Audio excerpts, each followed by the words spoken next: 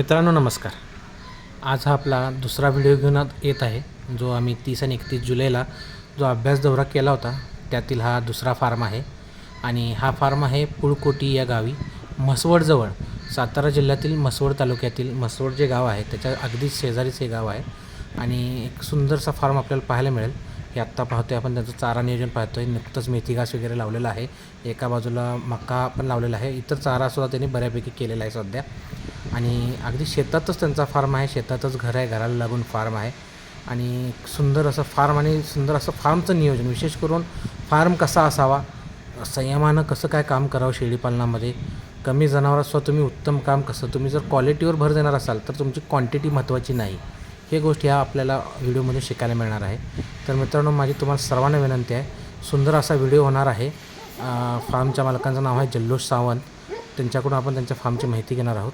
तर न चुकता शेवटपर्यंत हा व्हिडिओ पहा, ही माझी तुम्हाला विनंती आहे. जय शिवराय मित्रांनो. शाश्वत फार्म आहे आपल्या यूट्यूब चॅनलमध्ये आपलं सर्वांचं सहर्ष स्वागत आहे. आज आपण म्हसवड तालुक्यातील पुकटोळी या गावात आलेलो आहोत. आणि इथं जो फार्म आपण पाहणार आहोत त्यांचं नाव आहे जल्लोष सावंत. ते बिट्टल आणि बोरमध्ये काम करतात. आज त्यांनी एक त्यांच्या घराजवळ शेतातच छानसा सुंदरसा छोटासा फार्म केलेला आहे. आणि त्यांचं कामही अतिशय सुंदर आहे. त्यांच्याकडून माहिती घेऊ कशा पद्धतीनं ते काम करतात. सावंत साहेब नमस्कार. नमस्कार. तुमच्या आता फार्मवर आलं आहे आणि तुम्ही एक आम्हाला अशी माहिती दिली की तुम्ही एका शेळीपासून हा आपला जो बिट्टल शेळ्यांचा खांडवा आहे तो एका शेळीपासून बनवलेला आहे आणि फार सुंदर खांडवा बनवलेला आहे. मग थोडे आपल्या फार्मबद्दल, आपल्या शेळ्यांच्याबद्दल माहिती पाहिजे होती. आबा काही प्रश्न विचारतील त्याच्याद्वारे आपण ती माहिती घेण्याचा प्रयत्न करू. शेळी सुरुवात कशी केली? ही फिमेल आपण आपले सुतार साहेब कवडे मग पाहिजे त्यांच्यापासून एक लहान बाळ घेतलेलं 3 महिन्यात असताना.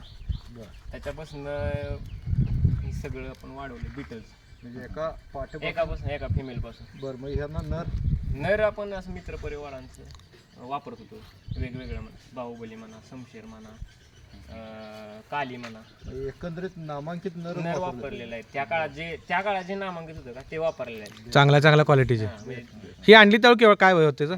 हिचं वय होतं 3 महिन्याच्या आसपास, लहान बाळ होतं. बरं. तिथून परत एक मला वाटतं मी 2दा झालं पहिल्यांदा कालीकडनं क्रॉस केलेली, काली मेलकडनं. त्यावेळेस ते आपला असलम तांबोळींचा इंदापूरचे ना, तेव्हा तुमच्या पॉल्यूसमध्ये तो काली विशाल जाधवांकडे आणून ती क्रॉस केलेली मी. तिच्यापासून आपल्याला पहिल्या वेळेला 2 फिमेल मिळाल्या. ती फिमेल तिची आतमध्ये एक आहे आणि बाहेर आहे. दुसऱ्या वेळेला परत तिचं ॲबॉर्शन झालं. तिसऱ्या वेळेला 3 फिमेल दिलेल्या. असं त्या फिमेलची पिल्लं आणि हिचं जास्त करून फिमेल देण्याचं प्रमाण जास्त आहे. आतापर्यंत एक ही मेल दिलेलं नाही, त्यामुळे आपला फार्म वाढलेला आहे. बिटलमध्ये काम करून खुश आहे का? भरपूर. काय वाटते बिटलमध्ये तुम्हाला? बिटलमध्ये काम करून भारी वाटते. म्हणजे असं काय, पहिलं आपण क्रॉसिंगमध्ये काम करायचो गावरांमध्ये, त्याचा एक्सपिरियन्स घेत इथं आलेला आहे. इथून पुढं अजून जाऊया. आता ब्रिडिंगमध्ये काम करा, ब्लड लाईनमध्ये आला तसं प्रवास तसा खडतर होता पण फर्स्ट आलायचा. आलाय म्हणजे ब्लड लाईनकडे चाललाय तरी सध्या हळूहळू. आता ज्युनियर शंभू पण बघून आलोय आम्ही. आता 1 नंबर बघणार आहे आणि येणाऱ्या फ्युचरमध्ये पाठीतील तुमच्या डेव्हलपमेंटचे विषय महाराष्ट्रातनं टॉप कलरच्या म्हणजे टॉपच्या पाठी बघायला भेटतील आपल्याला. प्रयत्न करूया तुमच्या सगळ्यांच्या आशीर्वाद. नाही, एकंदरीत शेळ्या बघता तुम्हाला यश 100% येणार आहे. बाकी हे शेड आता काय नवीनच केले का आपण? आता नवीन केलं, सुरुवात चालू आहे, अजून पूर्ण नाही झालेलं. होय का? आणि हे सुरुवातीला आपण जे कर आपलं सुरुवातीचं शेड. बरं. आणि बिटलच्या अगोदर आपण देशी शेळ्या पण सांभाळल्यात? मी गावरान होते आपल्या पहिल्या. बरं. मी सगळ्या प्रकारचं ब्रीड त्यांना लावलं. शिरोई म्हणा, सोज, तोतापुरी, बिटल, बोर, बरं. कोटा, हे सगळं वापरून क्रॉसिंग करत सानिन पण मी वापरलेला आहे. बरं. तिथे तुम्हाला डेमोला हा, हे एक सानेंची क्रॉस शेळी आहे. हो.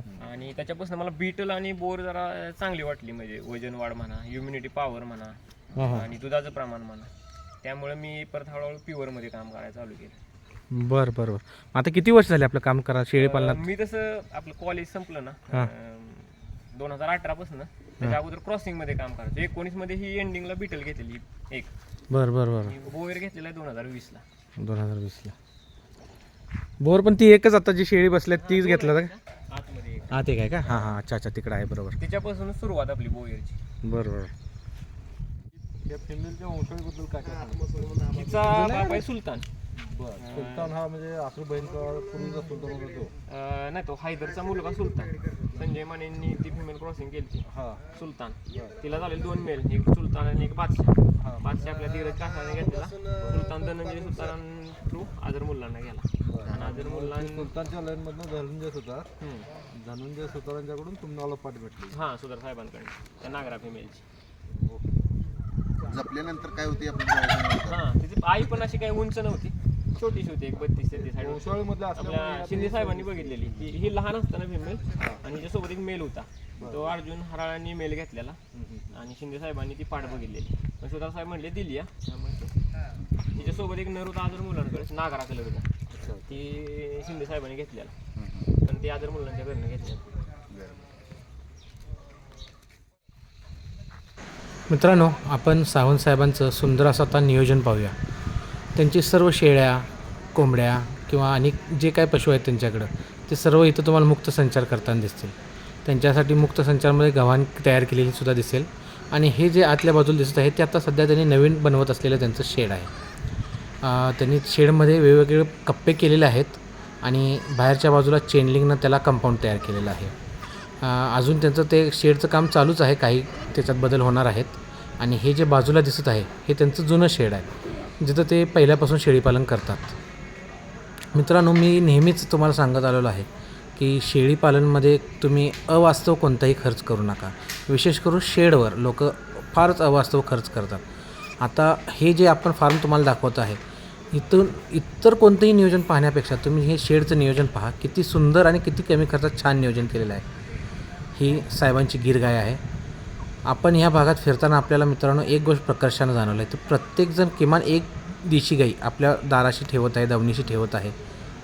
ही काही देशी शेळ्या आहेत आणि समोर दिसत आहेत तर साहेबांच्या बिटल शेळ्या आहेत, ज्या त्यांनी एका शेळीपासून बनवलं आहे. हे सुद्धा मित्रांनो विशेष करून आपण शिकण्यासारखं आहे की आपण शेळ्या खरेदी करण्यावर सुरुवातीच्या काळात फार पैसा खर्च करतो, पण जर संयम ठेवला तर तुम्ही एका शेळीपासून सुद्धा असा खांडवा तयार करू शकता. हा जो त्यांनी तयार केलेला खांडवा आहे, अतिशय उत्तम असा खांडवा आहे शेळ्यांचा. तो एका शेळीपासून त्यांनी बनवलेला आहे. त्यासाठी अत्यंत त्यांना संयमानं आणि धीरानं काम करावं लागलं असणार आहे. तसंच जर आपण केलं तर मित्रांनो कमी खर्चात आपण चांगलं यश मिळवू शकतो. हे बोर शेळी आणि तिचे पिल्ले दिसत आहेत. त्यांच्याकडे सध्या बोर शेळी 2 आहेत बोर शेळ्या. त्यासुद्धा एका शेळीपासूनच त्यांनी ते आता वाढवा लागलेले आहेत. बोर शेळ्यांचं सुद्धा नियोजन आहे त्यांचं. काहीच नाही करत. उडून घेतलं त्यांनी का किती किलो पडेल बघा की अंदाज तुमच्या. मी आपल्याला वैयक्तिक म्हणजे ह्याच्यासाठी नाही आणलेला घरापुढा फुलं.